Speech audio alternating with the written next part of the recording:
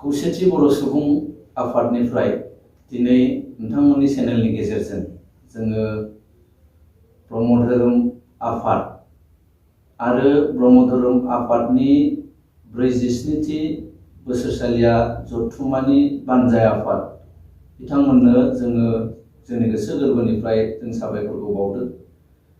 मानोना जोंनि खौसेथि बर' सुबुं आफादनि जि बोसोरारि जथुम्मा बियो कार्बि आंलंआव फेब्रुवारि दाननि 25, 26 आरो 27 बे एखे खालाराव ब्रह्म धोरोम आफादनि जि बोसोरारि जथुम्मा बे जथुम्माया गोलैफादोंमोन, बिथांमोनहा लाफादोंमोन आरो जोङो बे एखे खालाराव गोलैनायखाय बिथांमोनखौ जोंनिफ्राय खावलायदोंमोन जेन' बे कालारखौ एसे सोलाय सोल' खालामो आरो जोंनि बर' कसारी वेलफेयार अट'नमास काउन्सिलनि सोलोंथाइ बिफाननि मावफुं सोद्रोमा आरो खौसेथि बर' सुबुं आफादनि आगोलनि गाहाय नेहाथारि मानगोनां अनिल बसुमतारीनि मिडिएटराव बिथाङा जोंनि बाथ्राफोरखौ ब्रह्म धोरोम आफादजों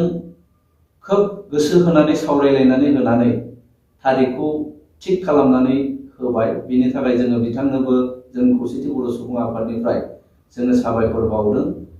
जोङो मोनथिगौ ब्रह्म धोरोम आफादनि जि बोसोरारि जथुम्मा बे बोसोरारि जथुम्माया जानुवारि दाननि 28, 29 आरो 30 बे खालाराव जानो गोनांमोन। बिथांमोनहा गोबां जाहोननि थाखाय बे खालारखौ फायसयनानै 25, 26 आरो 27 फेब्रुवारियाव लांदोंमोन।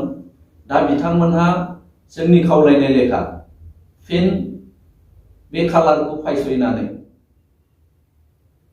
फेब्रुवारिनि 28, मार्चनि 1-2-2022 मायथाइयाव खुंनो थाखाय थाम-थिम खालामदों।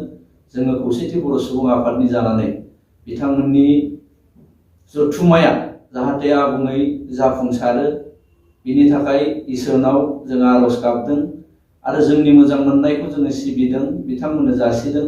जोंबो खौसेथि बर' सुबुं आफादनि जानानै